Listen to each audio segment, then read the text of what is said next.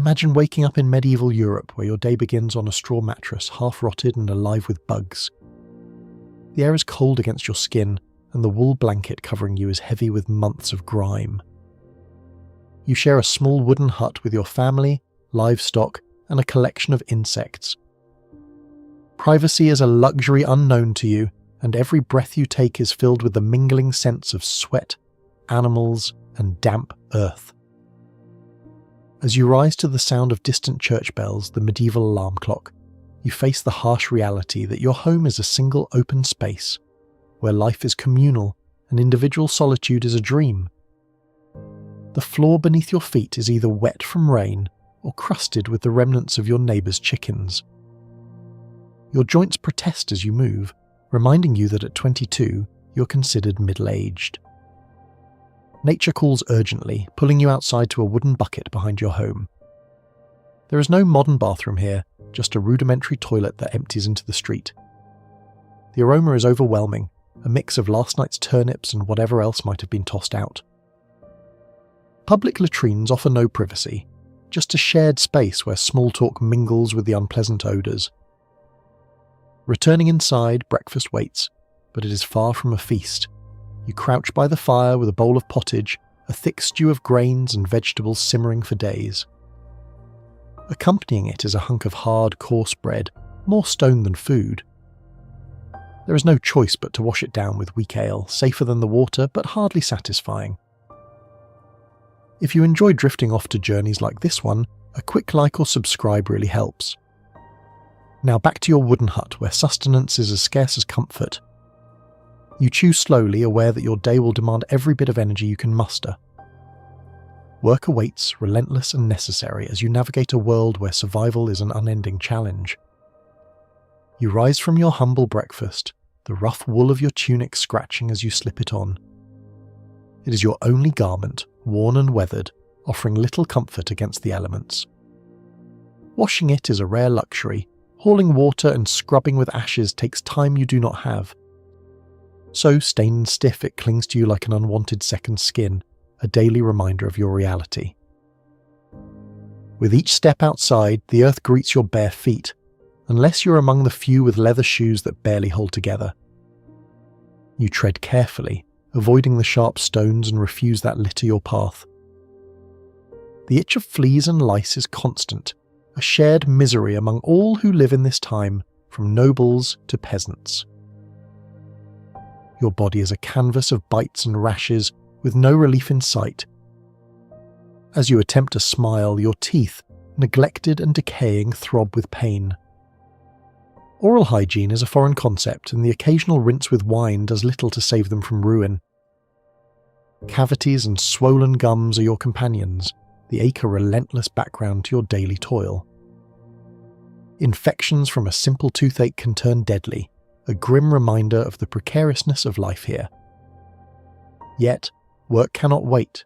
You head to the fields, your hands gripping a wooden hoe, the sun dictating your hours. The land belongs to another, and your labour serves their comfort.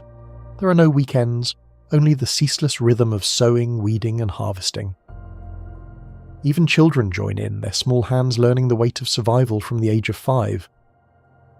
For those not tilling the soil, trades like blacksmithing or tanning offer a different kind of hardship, filled with fire and fumes. The reward is mere subsistence, a fragile existence where missing a day's work risks everything. So you press on, ignoring the blisters and fatigue, because stopping is not an option. And as the seasons change, the weather shows no mercy. Winter seeps through the gaps in your wooden walls, the hearth's warmth a fleeting comfort. Gathering enough wood is a challenge, sometimes even forbidden, leaving the cold a constant companion. Night falls, and you find solace in small moments of rest. As you lay down, the day's labours still echo in your bones, yet within this struggle, life persists. The medieval world is harsh, but the spirit of those who live it endures, finding meaning and moments of joy amidst the trials. As sleep gently closes your eyes, the relentless day fades, leaving only the quiet promise of another dawn. As the gentle promise of another dawn lingers, you find yourself caught in the relentless cycle of medieval life. The seasons change, yet each brings its own trials. In winter, wrapped in your damp wool tunic, you shiver near the dwindling fire, feeling the chill seep into your bones. Your fingers are numb, and your toes, blue with cold, speak of frostbite, a fate dismissed as mere misfortune. But summer is no kinder. The sun transforms your home into an oven, with no breeze to bring relief. Layers of clothing stick to your skin, trapping the heat and intensifying the discomfort, while flies buzz around, drawn by the perpetual scent of unwashed bodies and stale food.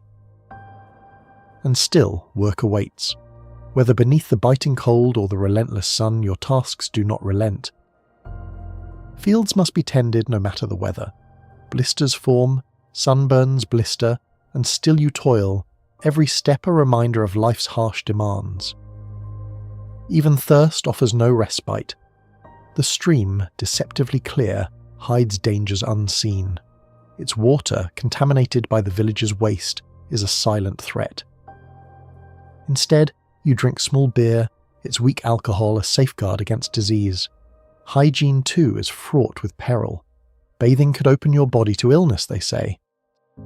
So layers of grime build, unchallenged by water.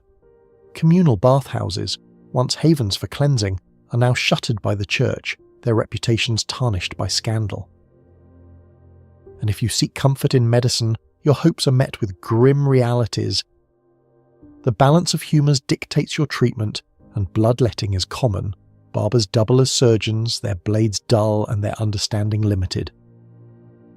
Recovery is as much a matter of divine intervention as it is medical practice. When evening falls, your meal offers little solace. Bread, the staple of your diet, may be bulked with bark or clay in lean years, and rye can harbour dangerous fungus. Vegetables, scarce and seasonal, are often limited to turnips, boiled and bland. As you lay to rest, these hardships fade into the background. The medieval world is unforgiving, yet beneath its surface the spirit of resilience endures. The comfort of sleep beckons, and with it the hope that tomorrow brings not only struggle but moments of unexpected joy.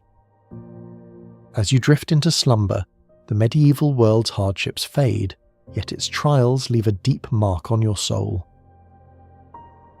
The next day greets you with a familiar sense of unease. You reach for a stale crust of bread, hard as a stone, wishing for a taste of something more.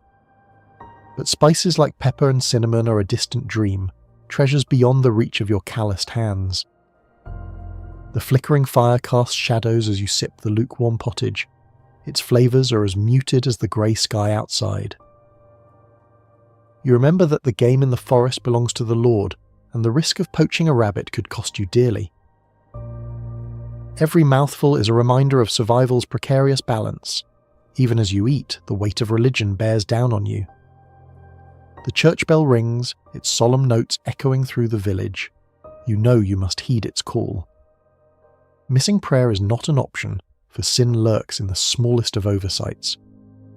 You bow your head, mindful that even thoughts stray too far could be dangerous.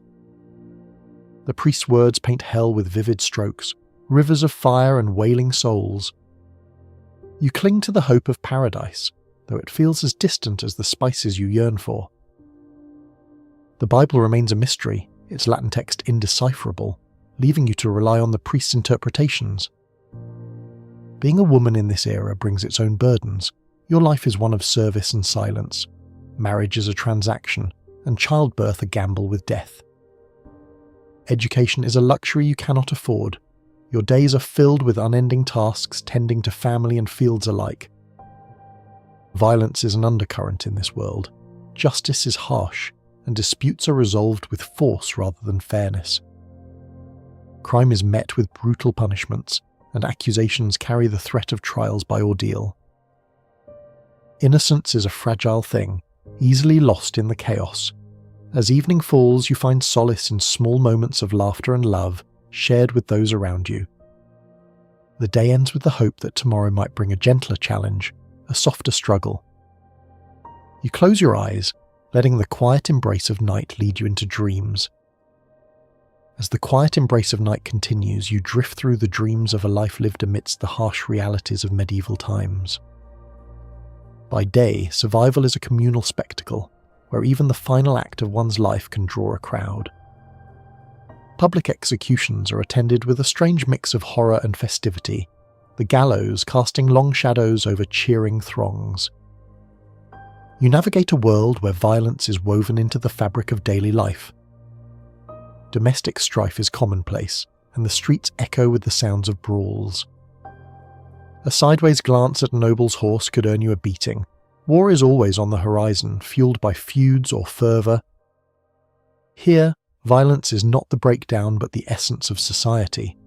In the flickering firelight, the fragility of life becomes palpable. Each day is a battle against hunger, disease, and arbitrary justice. If you survive into your 40s, you're an exception, a living testament to endurance. Childhood is perilous, with half the children never seeing their 5th year. Those who do carry the weight of their survival into weary adulthood. For women, childbirth is a perilous journey, often ending in tragedy. Men, too, face constant threats, from farming mishaps to the whims of a neighbour's rage. Death lurks in the unlikeliest places, seizing lives with plague, famine, or a simple misstep. As your dreams meander through these harsh realities, you realise that life here is not about leisurely pursuits, but relentless survival. And yet, amid the adversity, there is laughter, song, and love. These moments of lightness defy the darkness, a testament to the resilience of the human spirit. The night deepens, and you find comfort in the knowledge that even within these challenging times, people carved out spaces for joy. As you lay back on your clean sheets, feel gratitude for the ancestors who endured so that you might rest easy tonight. You close your eyes, drifting into dreams of those who walked before you. Their stories are woven into the fabric of history, like Catherine, who stepped into the Russian court as a young girl named Sophie. Her footsteps echo in your mind as she takes a bold leap into the unknown, leaving behind her past to embrace a new identity, Ekaterina Alexa, in a foreign land. The fur-trimmed coat she wears is warm, yet the path she treads is fraught with the chill of uncertainty. Her marriage to Grand Duke Peter, a figure more absorbed in childish play than imperial duty, is a gilded cage. You sense her isolation, surrounded by a court teeming with whispers and schemes. Empress Elizabeth holds the reins of power, her health waning, casting a shadow of impending change. Trust is a rare commodity in this world, where friends morph into foes with the flicker of a candle flame. Yet Catherine is not idle. Her mind, sharp and determined, drinks deeply from the well of Enlightenment thinkers like Voltaire and Montesquieu. In the quiet of her chambers, she dreams of a Russia reimagined, built on strength, reason, and education. Her ambition is a secret garden, tended with care and patience. The scene shifts to a summer's day in 1762. The air buzzes with anticipation as Peter's brief reign crumbles under his own missteps. You see Catherine seizing her moment with calculated grace, riding through St. Petersburg, the city alive with the rhythm of hooves and the murmurs of the crowd. She becomes Empress Catherine II, the crown hers not by birthright, but by sheer audacity and vision. In the wake of her ascension, Catherine's reign begins not with rest, but with transformation. She seeks to entwine the ideals of the Enlightenment with the reality of Russian life. Her efforts to reform are both bold and measured, a dance between change and tradition. She strengthens education, opens libraries, yet carefully maintains the nobility's power over their serfs. Her reign is a tapestry of contrasts, a philosopher queen on the stage, a pragmatic ruler behind the scenes. As night envelopes the past, you feel the weight of time, the echoes of Catherine's legacy resonating through the ages. You drift back to your present, your heart filled with awe for her resilience and vision. The flickering light dims, inviting you to surrender to the embrace of sleep, cradled by the stories of those who dared to dream. As you drift deeper into the stories of the past, the echoes of Catherine's ambitions reverberate through time. You find yourself walking the fine line she once tread, between ideology and survival, between the dazzling salons of Paris and the harsh realities of Moscow. Her vision for Russia was radical, not merely European but modern, shaped by her own terms. You can almost feel the iron strength wrapped in her velvet touch, reforming and expanding the empire with a steady hand. Catherine's reach was vast. Her campaigns stretched Russia's borders, not merely for land, but for influence. You imagine the clash of swords as her forces battled the Ottoman Empire, winning not just territory, but symbolic victories. The captured regions, Crimea, the northern Black Sea, echo with her triumphs, whispering of a Russia that had emerged as a formidable continental force. She didn't stop at the east. Her eyes turned west, and with deft diplomacy, she participated in carving up the Polish-Lithuanian Commonwealth. By the end of these partitions, Poland disappeared from the map, and Russia swelled with new lands and subjects. But Catherine's conquests extended beyond armies. She colonized with vision, building cities, expanding trade, inviting settlers to cultivate the vast Russian land. Her empire stretched from the icy Baltic to the warm Black Sea, each piece a testament to her ambition. Critics might call her power-hungry, but to Catherine, expansion was her destiny. Her greatness measured not just by ideas, but by the lands she brought under her rule. Yet behind palace doors, the tales of her private life were as captivating as her public ones. Catherine surrounded herself with a succession of lovers, each one carefully chosen, many younger, handsome, and politically astute. Among them was Gregory Potemkin, whose partnership with Catherine blurred the lines between romance and rule. Their bond shaped military campaigns and colonization projects, becoming as integral to her reign as any treaty or alliance. And yet, gossip swirled throughout Europe. Scandalous pamphlets painted her as insatiable, her very strength a threat to a world unaccustomed to women wielding power so openly. But Catherine didn't shy away. Instead, she embraced her personal life as part of her strategy, surrounding herself with loyalty and capability. Her affairs didn't weaken her reign, they enhanced it, blending passion with power. Amidst her triumphs, danger lurked in the form of a bearded Cossack named Pugachev. A rebellion arose, claiming to be led by her deceased husband. For the downtrodden, his claims offered hope. The rebellion swept through regions, threatening to fracture the empire. Catherine, unraken, responded with decisive force, crushing the uprising and reinforcing her control. In the rebellion's aftermath, Catherine's dreams of enlightenment quieted. Stability took precedence, surveillance increased. And though she once quoted philosophers, she now leaned on noble loyalty, ensuring control over serfs in exchange for loyalty. The empress who had sought reform now valued order above all. As the day's light dims, you feel the weight of Catherine's legacy, her triumphs and trials. You close your eyes, surrendering to the night, cradled by the stories of those who dared to shape the world in their image. As you drift into the night, a new story emerges, whispering from the depths of history. In a distant land, long before Russia's empress, another powerful figure lay hidden in time. You find yourself amidst the dense, humid air of the Chiapas jungle in southern Mexico. The ruins of Palenque rise around you, their ancient stones whispering secrets of the Maya civilization. You step through the undergrowth, feeling the weight of the centuries beneath your feet. Imagine standing beside the towering temples, their limestone facades weathered by time but filled with an aura of mystery. It was here, in the shadow of the Great Temple of the Inscriptions, that an unexpected discovery was made in 1994. A modest pyramid, Temple 3, held a secret untouched by looters or time. Beneath its structure, a sealed chamber awaited. Lowering yourself into the darkened space, you breathe in air heavy with history. Inside, a stone sarcophagus rests, undisturbed for centuries. As its lid is lifted, a cloud of red dust swirls upwards, catching the light in a brilliant, otherworldly dance. This is not ordinary dust, but powdered cinnabar, a sacred and toxic substance used ceremonially by the Maya. Within the crimson haze lies a skeleton, tenderly placed with a jade mask upon her face. Surrounding her, precious offerings of jade and shell gleam softly. Here is a burial that speaks of royalty and reverence, yet no engraved names or glyphs tell her story. She is known only as the Red Queen, an enigma wrapped in the splendour of her time.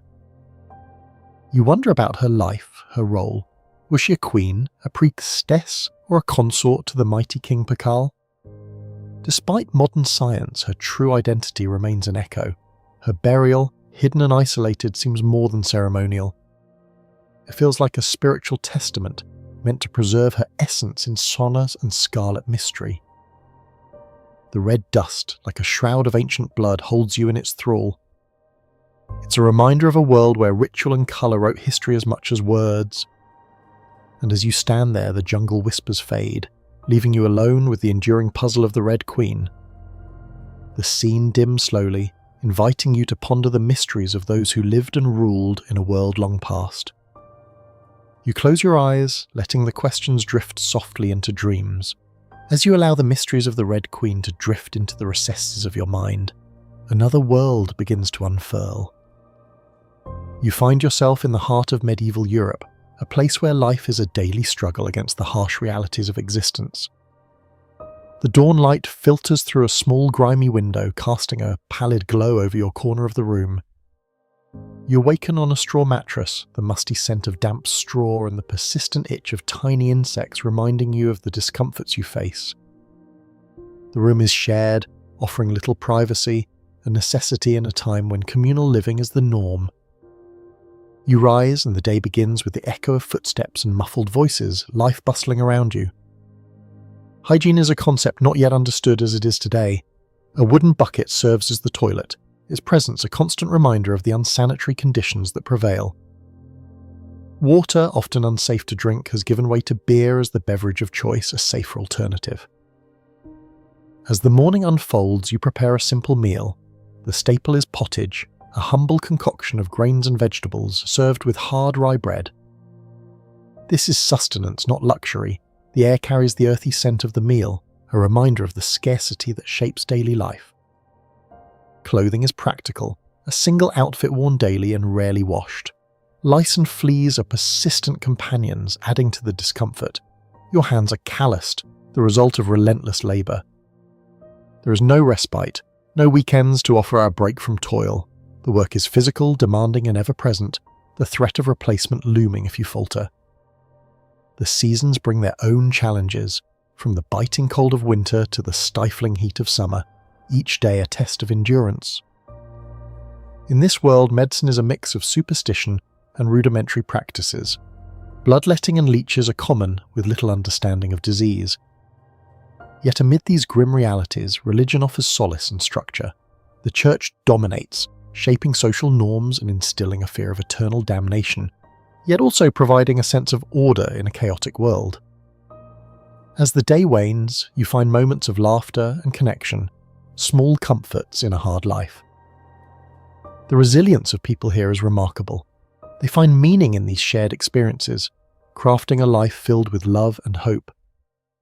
As night descends, the day's burdens gently fade, leaving you to rest and dream of another dawn. Now, as twilight deepens, you sit quietly pondering the past. The distant echoes of the Maya world whisper through the evening air. Imagine standing amidst the grand stone structures of places like Yakilan and Calakmul. Women are at the forefront here, partaking in ceremonies, engaging in the delicate dance of diplomacy, and sometimes even wielding power as rulers. They stand tall in murals adorned with intricate headdresses, their presence etched in history even as time moves on. But with the arrival of the Spanish, these stories fade, leaving behind shadows of what once was. Yet the earth holds secrets. Archaeological findings reveal a vibrant tapestry of gender roles challenging the narratives imposed by colonial views. Among these is the enigmatic Red Queen of Plenki, whose burial speaks volumes. Her final resting place, resplendent with treasures, lies beside the grand temple of the inscription, the tomb of Pal the Great. This proximity is no accident, but a deliberate design, hinting at her significance. You descend into the depths of her tomb, a modest structure compared to its towering neighbour. It's a journey, a descent into the underworld, where her sarcophagus rests like an altar, untouched by time. The silence within is profound, perhaps intentional, focusing on the body and the rituals of death. The architecture itself whispers of cosmic alignment, a journey mirroring the sun's path. In this sacred space, the Red Queen is more than a historical figure. She is a spiritual vessel, her jade mask a testament to her identity and power. The objects surrounding her, from bone needles to ceramic vessels, tell stories of ritual and rebirth. You feel her presence, a queen poised for her journey into the afterlife, wrapped in cinnabar and legacy. With each breath, you sense the cyclical nature of Maya beliefs: death as a seed, the burial a planting, and the afterlife a rebirth. Her story is intertwined with the cosmos, a legend beginning anew. As night closes in, you are enveloped in the profound stillness of the past, allowing its stories to guide you into dreams. You find yourself standing beside the Red Queen, her story woven into the fabric of this ancient place. The cool air whispers secrets of a bygone era where the sun and moon danced across the sky, each holding their cosmic roles. She and Pal were more than rulers, they were celestial partners. The Maya understood that balance was key, not just in the heavens, but in their earthly realm as well. The Red Queen, cloaked in the red of life and rebirth, stands as a testament to the significance of women in this world. Her influence stretched beyond mere titles, touching the spiritual and the regal. Her tomb, sealed for over 13 centuries, is a riddle that beckons you to ponder. Though her name is lost to time, the richness of her burial speaks volumes. She was not just a consort, she was a force. This realization shifts your perception, reminding you that in ancient Maya society, women were powerful figures, leaders, visionaries, and architects of legacy. The Red Queen's silent story resonates through history, urging us to redefine who held power. Now you transition to a different time and place. The vibrant hues of Mexico City cradle the blue house of Frida Kahlo, a sanctuary filled with color and contradiction.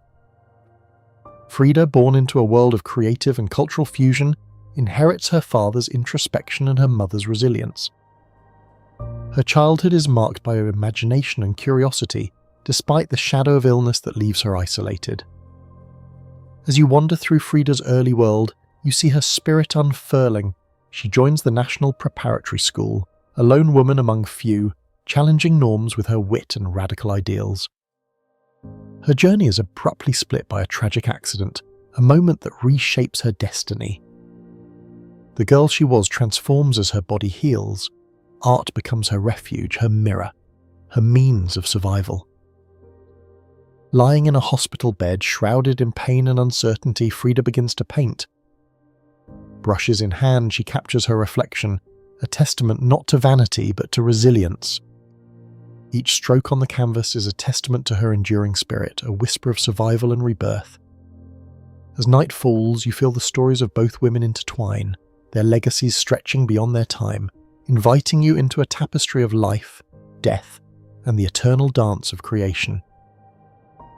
You close your eyes, and their tales guide you into dreams. You follow their stories into a world where survival is a constant struggle. The air is thick with the scent of damp earth and wood smoke. You imagine opening your eyes in a medieval village, where life is a daily battle against hardship. You rise from a straw mattress, feeling the roughness beneath you, and the itch of fleas, a reminder of the communal living that defines your days. Hygiene is almost non-existent here. A wooden bucket serves as a toilet, and you shiver at the thought of using leaves in place of toilet paper. The air is sharp with the smell of unwashed bodies, but hunger draws you outside where food is scarce. You scoop a ladle of pottage, a thin stew that sustains but never satisfies. The bread is hard and grainy, brewed from coarse rye. Beer brewed in the village is safer to drink than the murky water. Clothing offers little comfort. You wear the same outfit each day, the fabric rough against your skin. Lice and fleas are constant companions, crawling beneath your layers, yet you labour on, hands calloused from relentless work. The land demands all your strength, and there is no rest, no weekend respite. Weather adds to your trials. Winter's chill seeps through the walls, and summer's heat is relentless. You long for warmth, for relief, but the elements offer none. And when illness strikes, you find little solace in medieval medicine. Bloodletting and leeches attempt to cure, but often they cause more harm than good. Religion casts a long shadow over your life, dictating every move. The Church's power is absolute, instilling both faith and fear. You live under a rigid social order, your choices bound by duty and belief. Yet, amidst the struggle, there is resilience. You witness moments of laughter, of love, and of art that defy the harshness around you. As the day ends, you feel a gentle peace settling over the village.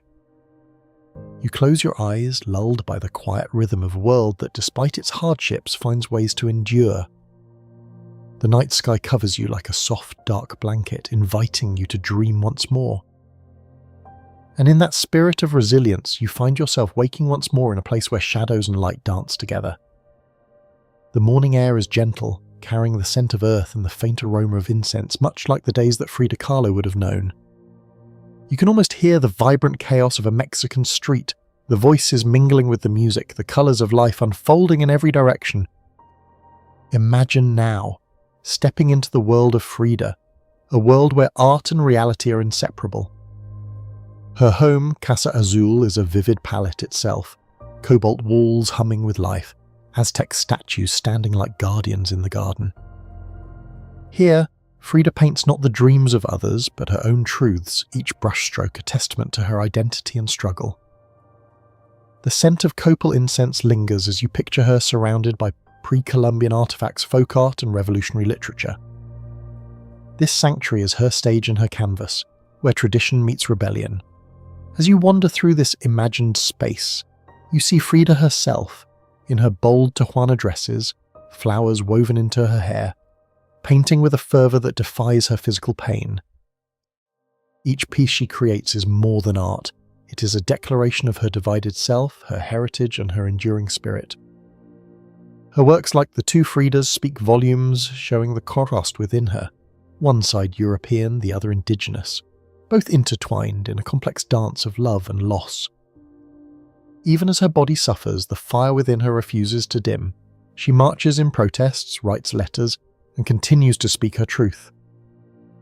And when her health falters, she finds a way to attend her own exhibition, brought in by ambulance, yet radiating strength and defiance. Her art remains a mirror reflecting society's flaws and humanity's resilience, a mirror she holds up for all to see. In this twilight between history and imagination, you feel the weight of her legacy. Her face, instantly recognizable, is more than a symbol. It is a reminder of the power found in authenticity. Frida Kahlo challenges you to embrace your own story with all its contradictions and beauty. As you linger in this moment, let her spirit guide you, urging you to see the world and yourself with eyes wide open. And so, as the day draws to a close, you settle into the quiet, feeling the gentle embrace of the night. The stories of those who came before you weave into your dreams, where courage and creativity flourish even in the darkest times. You close your eyes, knowing that in every heartbeat of history, there is a tale of triumph waiting to be told. As your dreams unfold, they carry you back to a vibrant world where one woman's life becomes a powerful tapestry of resilience. You find yourself amidst the colours and emotions of Frida Kahlo's art. Each brushstroke tells a story of defiance and identity, transcending boundaries of time and place. She stands as a beacon for those who have faced silence, showing that truth and creativity need no permission. Her spirit lingers, a testament to enduring courage and unyielding artistry. As night deepens, her legacy whispers through the quiet, inviting you to see strength in vulnerability, to find beauty in the broken. Her story, much like the night, envelops you in a gentle embrace, reminding you that even in darkness, there is an unending light.